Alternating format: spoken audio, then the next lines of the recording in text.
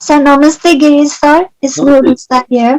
या मेरा question actually film इरा से लेकर क्या था कि जब बहुत क्लासिक मूवीज होती थी जहाँ पे रोमांटिक सीन्स होता था तो फ्लावर फ्लावर जुट जुट जाता था लाइक दैट।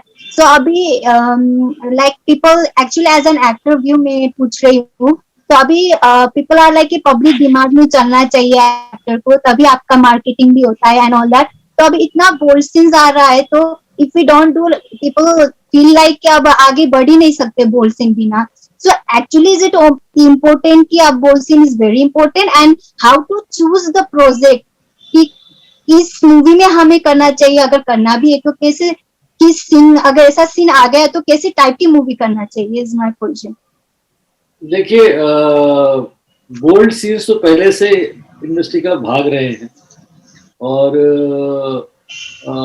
जहाँ पहले अगर दो लोगों के बीच में प्यार दिखाया जा रहा है तो उनके बीच में दो फूल दिखाए जा रहे हैं, या दूध का उबलना दिखाया जा रहा है, वो भी सब दिखाया जाता था।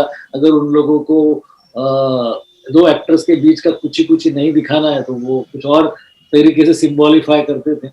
पर देखिए, उस जमाने में भी बिकनी पे शर्मिला टैगोर आई है एन इवनिंग इन पेरिस में। उस जमाने में भी नूतन जी और बड़ी बड़ी एक्ट्रेसेस जो काम करती थी वो ओपन रही है। और बोल्ड सीन का देखिए, एक एक्टर जब होता है तो उसको सारी चीजों के लिए तैयारी रखनी पड़ती है, कब बोल्ड सीन है, कब ये है। हम अगर पहले शर्मिला टैगोर ने और नूतन जी ने, अब नूतन जी ने पूरी फिल्मों में जितनी फिल्में उन्होंने की उसमें बोल्ड सीन्स नहीं है, लेकिन बहुत प्रोग्रेसिव सीन्स है। और बहुत सारे ऐसी एक्ट्रेसेस हैं जिनको अपनी भावनाएं या उनकी सेक्स अपील या उनको अपनी बात कहने के लिए उनको कपड़े खोलने की जरूरत नहीं होती, वो वैसे ही सेंशुअस बन सकती हैं। पर अब जो एक्ट्रेस ये मान के चले कि नहीं, मुझे बिल्कुल भी अपने आप को एक्सपोज नहीं करना है, तो एक क्लासिक एग्जांपल माधुरी दीक्षित काम ले। तो माधुरी दीक्षित अंधेरी ईस्ट की मिडिल क्लास फैमिली से आई हुई एक लड़की जब इंडस्ट्री में बड़ी बनी तेजाब के बाद, तब उन्होंने जब फिल्में की तो उनका एक स्मूचिंग का सीन था दयावान में विनोद खन्ना के साथ। वो जो किस था वो करीब 5 या 6 मिनट का किस था, वो जो बहुत पॉपुलर था उस वक्त, खास वो किस देखने के लिए लोग जाते थे। उसके बाद उनका और एक सीन था प्रेम प्रतिज्ञा में मिथुन चक्रवर्ती के साथ। तो वो माधुरी दीक्षित ने इसलिए किया क्योंकि वो जब दयावान कर रही थी तो डायरेक्टर फिरोज खान थे। जब वो प्रेम प्रतिज्ञा कर रही थी तो उस वक्त के डायरेक्टर साउथ के बड़े डायरेक्टर थे। तो आपको तब चूज करना है कि भाई मैं अपने आप को एक्सपोज करने के लिए तभी कंफर्टेबल रहूंगी जब वो डायरेक्टर भी उस लेवल पे हो जो उसको वल्गर ना लगे। अगर उस सीन को वल्गैरिटी के साथ ना पेश करे बल्कि सेंशुअली पेश करे, जैसे कि काटे नहीं कटती ये दिन ये रात श्रीदेवी का जो गाना है मिस्टर इंडिया का, वो सेंशुअल गाना है। उसमें उन्होंने एक्सपोज नहीं किया, लेकिन वो आपको एक्साइट कर सकते हो, वो आपको सेंशुअल फीलिंग ला सकते हैं, वो सेंशुअलिटी की मिसाल है वो गाना। तो उसके अलावा फिर एक सागर में गाना है जिसमें शैलेंद्र सिंह का गाना है पास आओ ना दूर जाओ ना, जिसमें ऋषि कपूर और शर्मिला टैगोर है, सॉरी ऋषि कपूर और डिम्पल कपाड़ी है।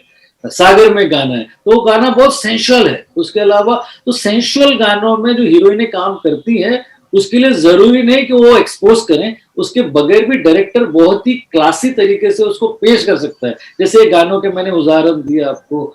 तो और फिर जाएगी हीरोइन। अब हीरोइन ये सोचती है कि यार ये प्रोजेक्ट में इसलिए ये डायरेक्टर मुझे कह रहा है कि एक्सपोज करना है, और अगर मैंने ना मान लिया तो मेरे से बड़ा चांस चले जाएगा। तो आपके लिए सबसे पहले बता दूं कि पहले ये देख लो कि वो डायरेक्टर की क्रेडिबिलिटी क्या है।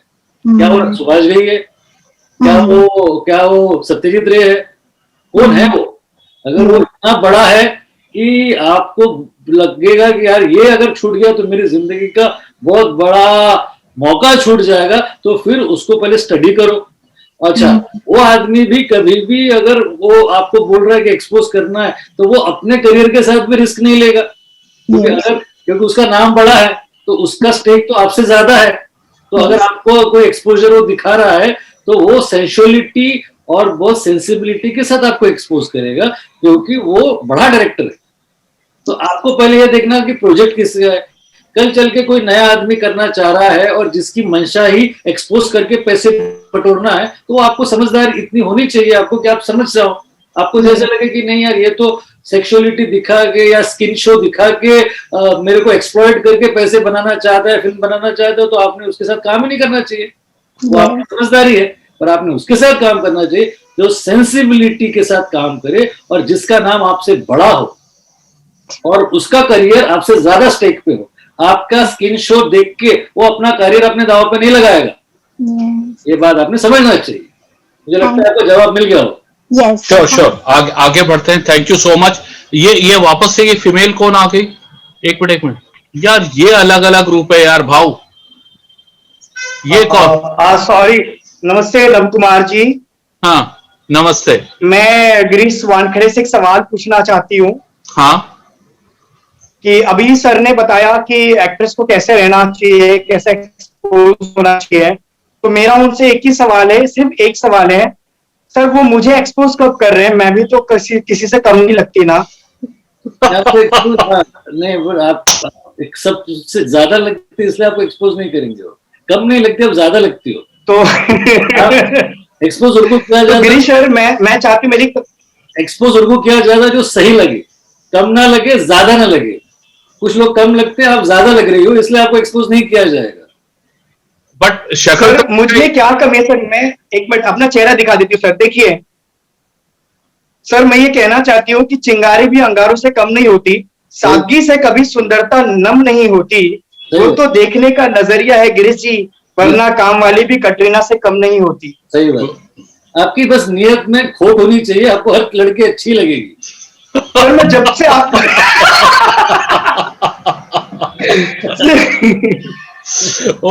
सर मेरा एक ही सवाल है सर आपसे जी। मुझे नव कुमार सर ने बताया था कि गिरीश जी आ रहे हैं, आपके बारे में कुछ डिटेल्स पता चली, तो मेरा सर कोई और सवाल नहीं है, मैं बस यही पूछना चाहती हूँ सर, मैं बहुत सालों से अरमान लेकर आई हूँ और सर मैं आपसे बस एक ही ख्वाहिश मेरी है कि आप पूरा करेंगे सर, एक बार बता दीजिए। नहीं, पहले प्रश्न तो पूछिए। सर बस यही आपको पहनाना चाहती हूँ मैं। अच्छा, हाँ। सर मैं सोच रही हूँ कि आप मेरे कब होंगे। यार ये कोई किसी और का, मैं सारे लोगों के अलावा आपका भी हूँ। मुझे अगर पता होता ना कि श्रवण ऐसा कुछ करने वाला है तो my God, Nikita, my God, look at him. But सबसे पहले एक बार श्रवण के लिए क्लैप कि श्रवण एक इतना बढ़िया स्टैंड अप कॉमेडियन होकर, एक एक्टर होकर ये रिस्क लेना कि भरी महफिल में, मतलब क्या बात, भरी महफिल में महफिला बन के आ जाना। वैसे सच बोलूं नव कुमार जी, हाँ, तो मेरी नियत आप पे भी खराब है, क्योंकि मुझे मूंछों वाले मर्द ज्यादा पसंद है। मुझे और आपका चश्मा देख के मुझे लगा कि आपको मूंछों वाले ज्यादा पसंद होंगे। एक्चुअली सर मैं आपके लिए कुछ कहना चाहती हूँ। गिरीश सर, मैं थोड़ा नर्वस भी हूँ आपके सामने, क्योंकि पहली बार मैं अपने होने वाले उनसे मिल रही हूँ, मतलब मेरे होने वाले। आप नर्वस हो तो 5 मिनट ले लो, नर्वस हो जाओ, उसके बाद बात करो। अच्छा नव कुमार जी, तालियां इस बात पे नहीं बजनी चाहिए कि मैं कैरेक्टर कर रहा हूँ, तालियां इसलिए इस बात पे बजनी चाहिए कि मैं किन के सामने खड़ा होकर बोलने की हिम्मत कर रहा हूँ। हर बात का स्टंट जवाब है सर के पास। हाँ एग्जैक्टली। आप ही ने तो बोला था कि 2 वानखेड़े हैं मुंबई में, एक स्टेडियम है एक्चुअली, है ना, और एक दूसरे स्तंभ है, और एक अगर मुंबई में नहीं, अगर एनसाइक्लोपीडिया है। हाँ, अगर टिकना है तो वो वानखेड़े, अगर टिकना है तो वो वानखेड़े, और अगर दिखना है तो ये वानखेड़े। वाह वाह। तो सर मैं यही पूछना चाहती। हाँ हाँ जी, तो गिरीश सर जी, मैं यही पूछना चाहती हूँ कि सर अभी क्या है ना कि फिर से मैं स्ट्रगल करूं, ऑडिशन दूं, पता नहीं लोगों की नजर मेरी जैसी खूबसूरत लड़की पे कैसे कैसे रहे, तो मैंने सोचा इतनी मगजमारी, इतना रिस्क करने से अच्छा मैं आपको सेट कर लेती हूँ, मेरा सारा काम इजीली हो जाएगा। बहुत अच्छा सोचा आपने। उससे क्या हो जाएगा कि और आप सर, बोलिए बोलिए बोलिए बोलिए। हाँ जी सर। और सर मैं एक बात बता दूं कि अगर आप बुरा ना माने तो मुझे बस दीजिए एक मौका, मैं संभालना चाहती हूँ आपके घर का चूल्हा और चौका। वाह।